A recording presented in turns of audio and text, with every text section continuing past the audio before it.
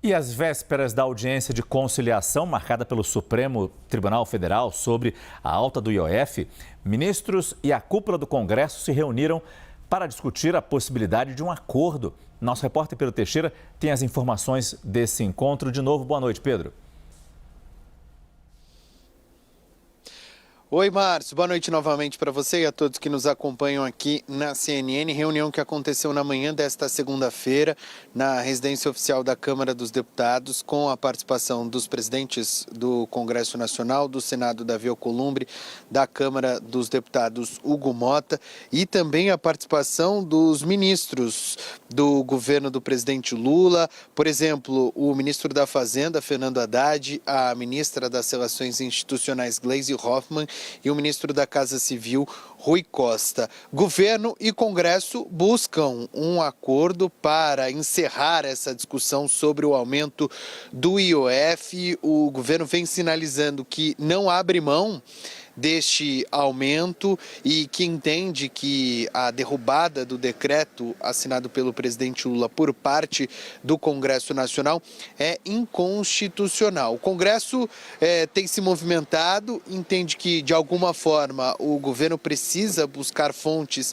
que aumentem a arrecadação justamente para cumprir as metas fiscais sem contingenciar ou contingenciando menos do orçamento, não tanto quanto seria necessário se o governo não encontrasse essas fontes de aumento de arrecadação. Amanhã, aqui no Supremo Tribunal Federal, vai acontecer uma audiência de conciliação liderada pelo ministro Alexandre de Moraes, que é relator das ações que questionam a constitucionalidade da derrubada do decreto por parte do Congresso Nacional. A ideia, tanto do Congresso como do governo, era chegar nesta audiência com uma solução, pelo menos por enquanto, nem o Congresso nem o governo anunciaram uma solução que teria concordância tanto do Legislativo como também do Executivo. A gente vai acompanhar a audiência amanhã aqui no STF, Márcio, mas a sinalização e a apuração que a gente tem é que o governo tem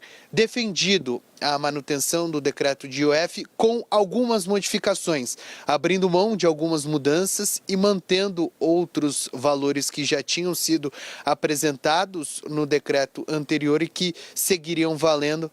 A gente precisa saber se tem a concordância também dos líderes partidários do Congresso Nacional. Amanhã a audiência pode responder parte destas questões, como a gente vem noticiando aqui na CNN, tanto o Executivo como o Legislativo têm feito encontros para buscar um consenso e uma solução para este caso.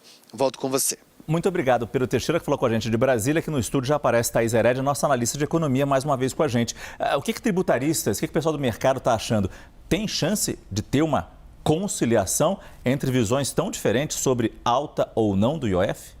Márcio, eles não têm opção, né? Eles vão ter que chegar a um acordo para evitar uma ingerência que não deve acontecer. O posicionamento do ministro da Casa Civil de dizer, olha, o governo Rui Costa, o governo não vai arredar o pé, o governo quer o direito ao decreto como ele estava, é um endurecimento que não faz nenhum sentido, porque o Congresso Nacional derrubou exatamente esse posicionamento. E a própria decisão, a forma como Alexandre de Moraes decidiu sobre o pedido do governo, foi, ele já indicou ali, ele indicou, primeiro, ficou um pouco óbvio que a medida não foi uma medida regulatória, foi uma medida mais arrecadatória, pelos valores, pela forma como aconteceu.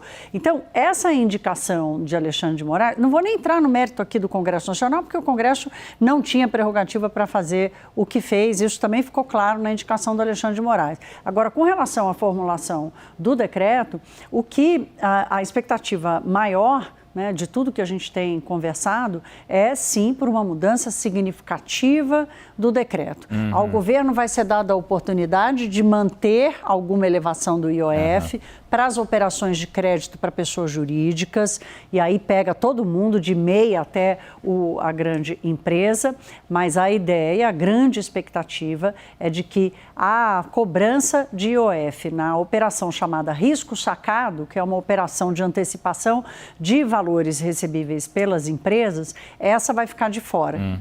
Porque aqui, Márcio, tem um problema, como eu venho dizendo, que o governo não tem, o Poder Executivo não tem a prerrogativa de criar um fato gerador. Ou seja, se não há previsão na lei de que esta operação de risco sacado é uma operação de crédito, e essa previsão não existe, não é o governo que determina se o risco sacado é ou não uma operação de crédito. Isso é uma decisão que tem que passar pelo Congresso Nacional.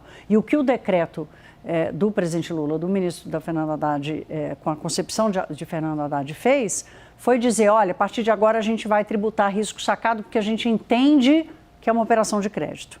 Entender não basta. Tem que estar na lei. Então, esse é o ponto esperado que vai cair amanhã. Aproveitar que a Thaís Herédia está aqui com a gente para falar um pouco do mercado financeiro, já que a escalada comercial do Trump voltou a pesar no nosso mercado. O dólar chegou hoje a maior valor em mais de um mês, 5,58, é isso? Vamos ver aqui na tela para a gente falar dos centavos com precisão. Márcio, chegou a 5,59 um pouquinho, buscando ali um novo teto dos 5,60, voltando para o novo teto de 5,60. A Bolsa de Valores perdeu um pouco mais.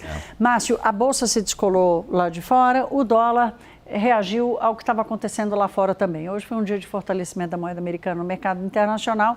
O Brasil vinha saindo um pouco, se descolando um pouco desse movimento. Há uma leitura de que aqui tem embutido também uma percepção de risco sobre a resposta que o governo vai fazer ao governo Trump, a entender qual o ganho de popularidade que o presidente Lula teve, porque é uma preocupação, né? Esse governo vai adotar as medidas fiscais necessárias se for reeleito? A sinalização até aqui é que não.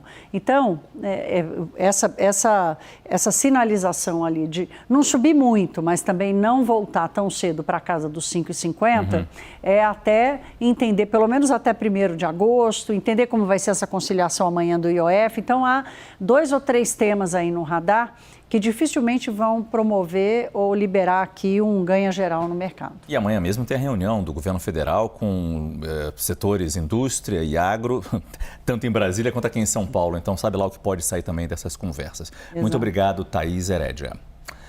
A taxa média de juros sob governos do presidente Lula é a maior do século XXI. Um levantamento feito pela CNN, com base em dados do Banco Central, mostra que a Selic média no atual governo é de 12,5%. Mas o maior percentual foi atingido ainda durante o primeiro mandato de Lula, de 2003 a 2006.